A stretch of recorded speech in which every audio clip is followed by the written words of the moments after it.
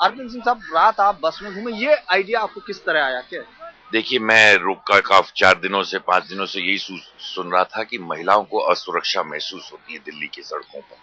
तो मैंने सोचा कि अगर मैं एक आम आदमी के जैसे अगर रात को बस पे सफर करता तो मुझे भी ज्ञान होता कि क्यों लोगों को यहाँ असुरक्षा महसूस होती है और क्या कदम है हम उठा सकते हैं जो हमारी बहनों को सुरक्षा महसूस हो।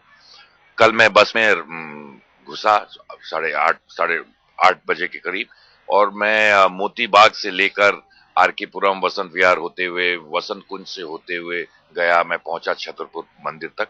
बस में कुछ महिलाएं भी थी।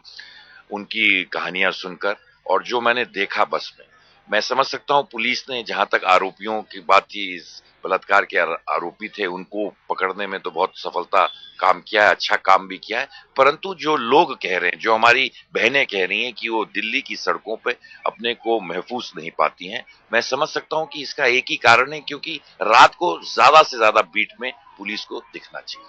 आपके कुछ ही देर बाद आज तक की रिपोर्टर्स वहां घूमे, उनपे जब आप थे वो लोगों को, पुलिस वालों को एक्टिव दिख रहे थे, वो बीट कांस्टेबल, लेकिन उसके बाद उन्हीं बीट्स पर, उन्हीं इलाके में वो नहीं दिखाई दी। ये जो बड़ा सवाल है, इसको कैसे आप हल करेंगे? किसी व्यक्ति को पता नहीं था कि मैं बस पे, मैंने किसी पुलिस वाले को नहीं बताया, ना किसी पुलिस कर्मी को बताया। तो जब मैं खुद गया तो मुझे खुद भी पुलिस वाले नहीं दिखाई दिए, तो बाकी कहाँ दिखाई देते। परंतु मैं ये कहना चाहता हूँ कि लोग सड़कों पर पुलिस को देखना चाहते हैं, तो उनको एक लगेगा कि तमाम पुलिस अगर सड़क पर है, पीसीआर वैन्स हैं, तमाम चेक पोस्ट हैं, हमें मिली भी, पर मैं समझ सकता हूं कि पर्याप्त नहीं थी।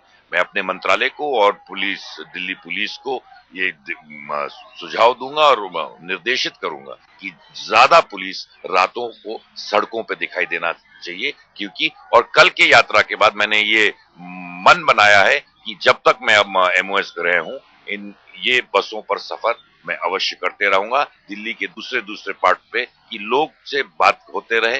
क्या खुद मैं अपनी आंखों से देखता हूं कि क्या कमियां हैं, इसको देखकर, और अपनी बहनों को सुरक्षित महसूस करवाने का कल कुछ सबका मन है। लड़कियां भी थी, आपने खुद अनुभव किया, वो अनुभव क्या था? मतलब जो बच्चियां बात कर रही थी, आप देख रहे थे? तमाम एक महिला थी, उसने कहा कि देर रात रोज दफ्तर उसका खत्म होता है, ऐसे वो विभाग में है, उसको रोज तकलीफ होती है।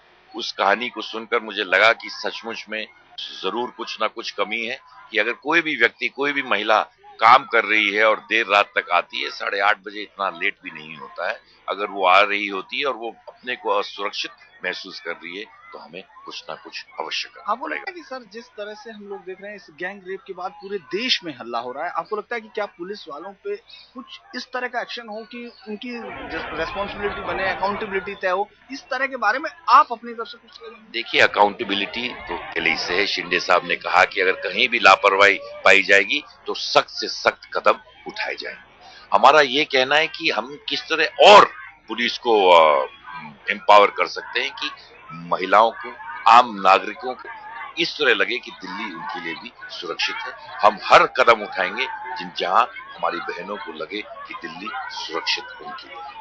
काफी सर, क्या 2 बार 3 दिन में, 4 दिन में 2 बार लोग नॉर्थ ब्लॉक पहुंचे, राष्ट्रपति भवन के दरवाजों तक पहुंच गई है भीड़ का गुस्सा? आपको लगता है इस पर और गंभीर और सख्त सजा की तरफ सुझाव देना देखिए, चाहिए? हमने तमाम और कदम उठाए हैं जिसके लिए शिंदे साहब ने बताया। मैं तो इस बस यात्रा पे बैठने से पहले उनसे मैंने भी पूछा था, उन्होंने कहा अवश्य तुम इस बस यात्रा में जाओ और अवश्य मुझे बताओ कि क्या क्या तुम देखते हो और किस तरह हम सुधार ला सकते हैं।